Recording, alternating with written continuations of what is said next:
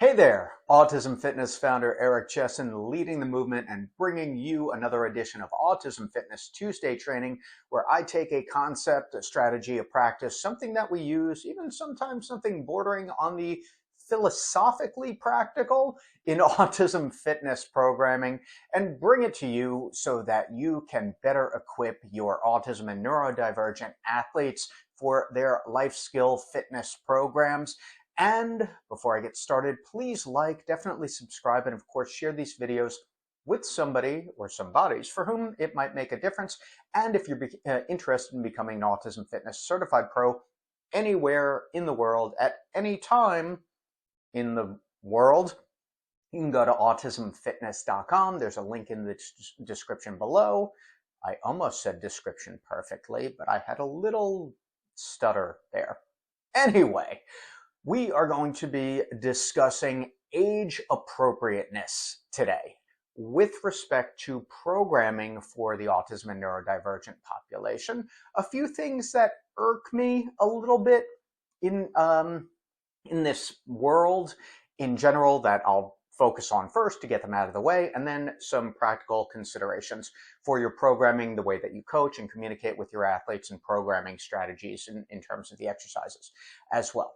So first, one of the things that irks me the most, and there are a few, poor programming being one of them, not knowing how to modify exercises, coaching techniques that use the term have to. Those are some of the things that irk me. But one thing that does oftentimes get to me a little bit, and I have to re-explain or explain for the first time, but then it's re-explaining for me over and over again, is the idea, not just the idea, but the actuality that individuals with autism grow up and become adolescents and teens and adults, because they do. And oftentimes, when I'll say we, but I mean I talk about autism fitness programming, someone will say, oh, that's great for kids with autism.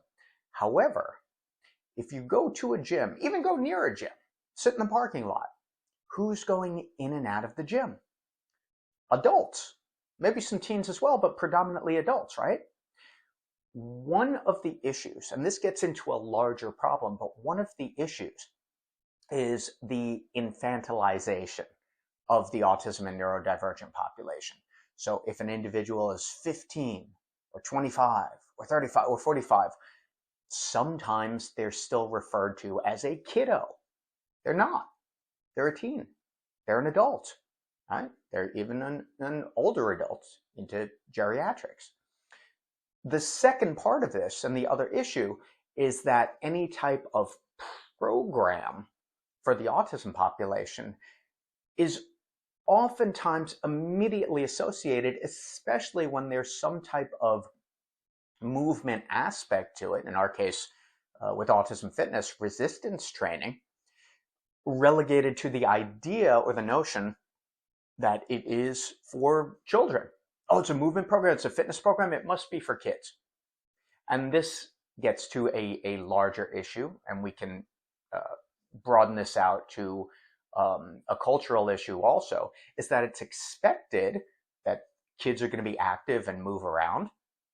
And then as they age into their teen and adulthood, what happens? Well, it's not so important anymore. But it's arguable that it's just as, if not more important. Because when we look at a lot of the lifestyle-related challenges, medical complications, things that interfere with health and quality of life in adult years, many of these can be offset or optimized, depending on what we're talking about, by fitness programs. Again, specifically talking about resistance-based strength training. So the notion that, oh, fitness programs for kids with autism is contraindicated, or maybe it's conflated with these two things. Number one being the broad misconception that programming is for kids with any type of programming, but specifically movement-based, must be for kids with autism. And number two, that anything movement-based must be for younger populations. And then there's again this weird juxtaposition where if we're talking about fitness at large for the broader neurotypical population, who is going to the gym? Adults, right? So bringing fitness programs to the neurodivergent population in their teens and 20s and beyond is really critical for those stages of development. And we can talk about any age. So, for example, in our autism fitness certification, we have practitioners working with very young kids in Montessori school, for example, implementing movement-based programs in that school. And then at the other end, we have autism fitness certified pros, myself included, working with geriatric populations. Why? For fall prevention and for strengthening muscles that we know are atrophied simply by way of aging. This is a big deal. This is a big quality of life deal. This is a big optimal performance deal for anybody at any age. So that's number one. That went on a little bit longer than I thought it was going to, but nonetheless, I think I covered just about everything that I wanted to cover in that part. Secondly, age appropriateness.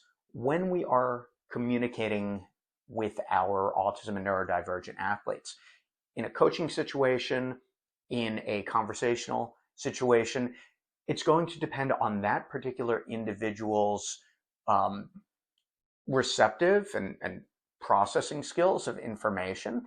And it also has a lot to do with their age.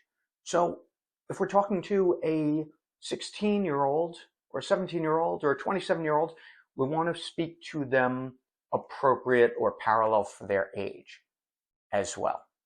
This gets into the respect conversation. I've done several videos on this, having respect for our athlete and interacting with them, number one, based on who they are as a person and what is appropriate for them in that setting as far as communication and the amount of language and the type of language that we're using with them and the relationship that we've developed as coach and athlete or instructor and athlete, however we're defining that.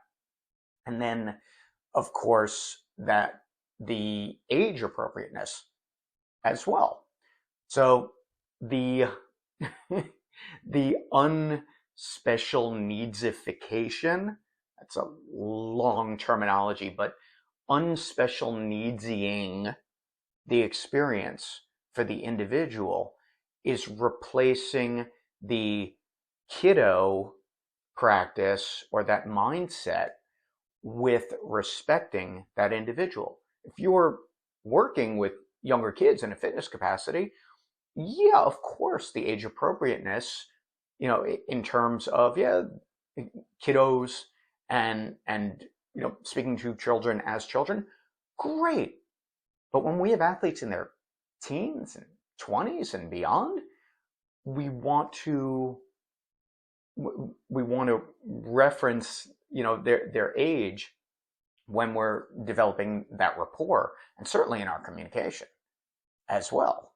So, as an active participant in their own fitness program, that's a big deal.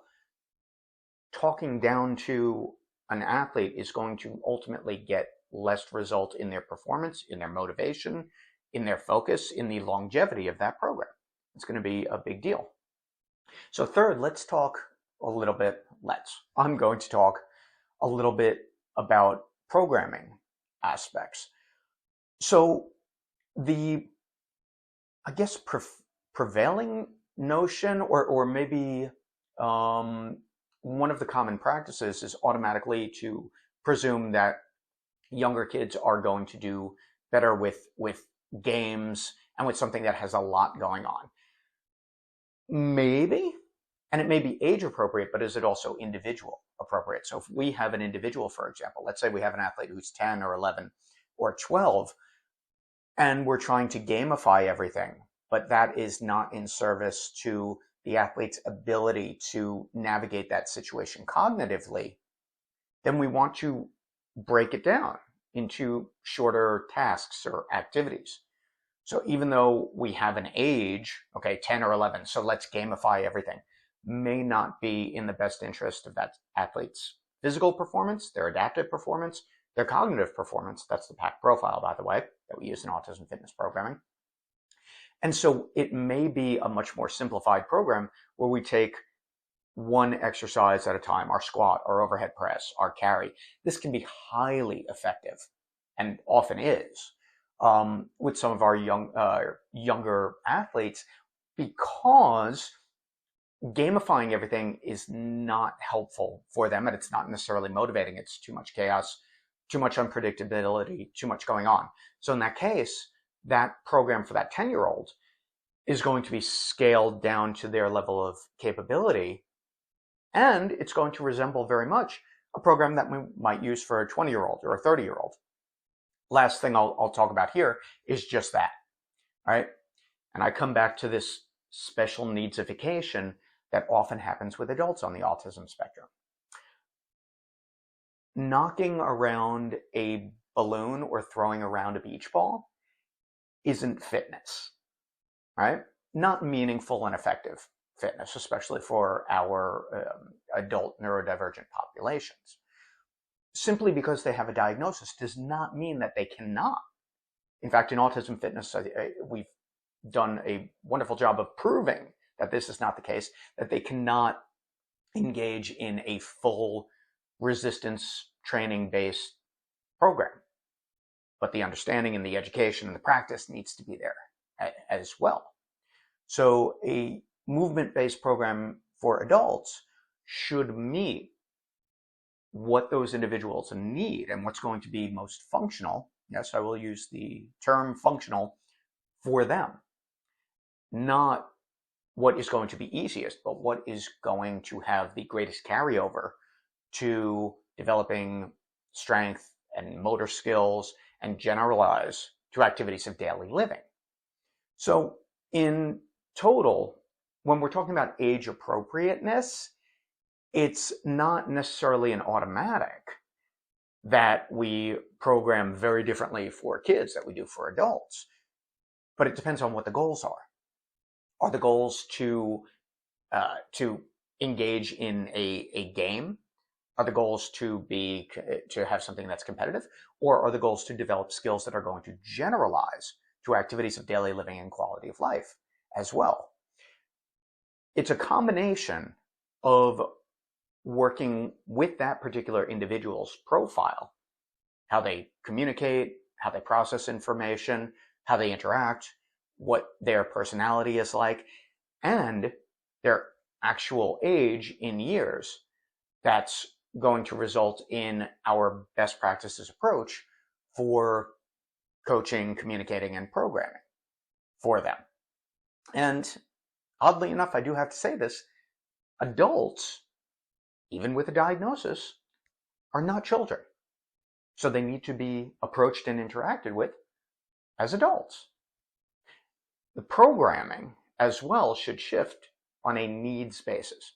And if we don't understand the needs, then we can't provide the best level of practice and programming.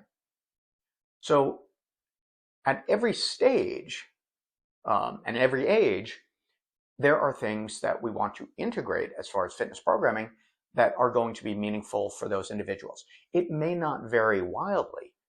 We just need to understand how to modify, how to progress, how much volume, sets, repetitions, total work. This is all exercise science, and it's critical to the outcome. So the next time you're about to say kiddo when talking about a 20-year-old or a 30-year-old, think about how old are they actually and why this is so important in considering the individual, programming for them, and what is going to ultimately lead to their success in the fitness program that's going to lead to their greater aptitude, capability, independence in their life. I think that's about everything. I'd love to know what you think about this. Leave a comment in the comment section below. Of course, it helps the algorithm. And if you want to know more about the Autism Fitness Pro certification, you can go to autismfitness.com.